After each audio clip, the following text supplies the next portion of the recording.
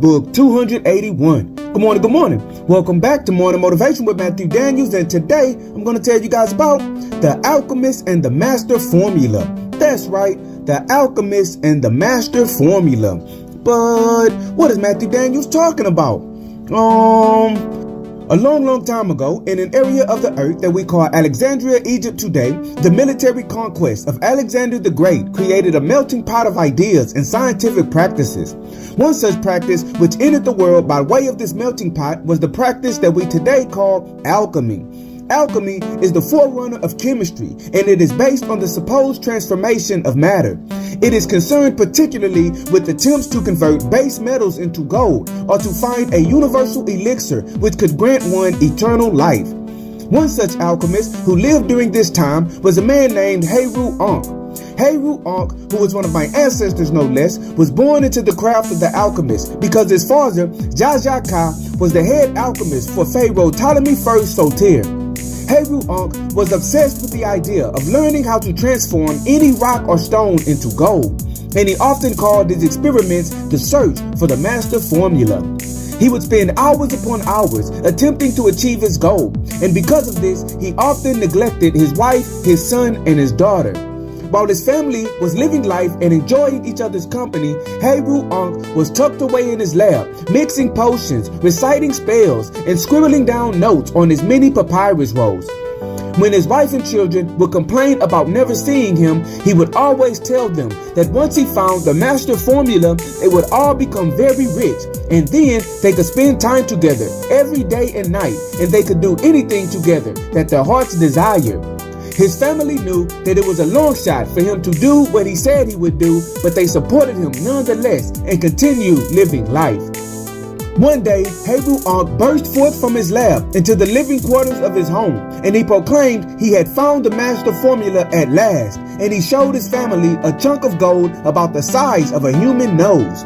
The family celebrated together, and his wife began to plan all the things they could now do. As she did, Heru-Ankh cut her off. "Oh no, my beautiful wife," Heru-Ankh said, holding the gold and backing up. "I cannot stop my work just yet. Now that I have the master formula, I must create enough gold to last us a lifetime, and then we can spend each day and night together." With that, Heru-Ankh retreated back into his lab and returned to his work. It was not easy to transform rocks and stone into gold, but slowly he built up his valuable stash. Every few months, his wife and children would ask if he had made enough gold yet, and he would always say that he needed to make just a little bit more. Finally, several years after first finding the master formula, Heru-Ankh announced he had enough gold to last them a lifetime, and he decided to go with his family to the base of the Great Pyramid and thank the gods for blessing his endeavors. On the way, Heru-Ankh saw a strong and nicely built horse for sale. He said, "I would like to purchase such a fine creature."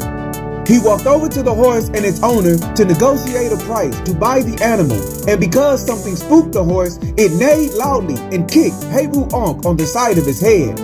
Instantly, Heru-Ankh fell to the ground dead, and his family mourned his death right there in the middle of the market. And so, the morning motivation of today is the Alchemist and the Master Formula. All too often, we spend our time trying to come up with the perfect plan for our lives. Instead of living, we prepare to live, and we procrastinate far more than we should. Indeed, you must take some type of thought to how you will survive tomorrow, but you must do so while you are simultaneously living today. Do not waste your time preparing to live, because in essence, you might simply be preparing to die. Anticipate what tomorrow will bring. Enjoy what today has already brought you, and always strive to do that which is good. And remember, you are awesome, you are amazing, you are wonderful, and you are great.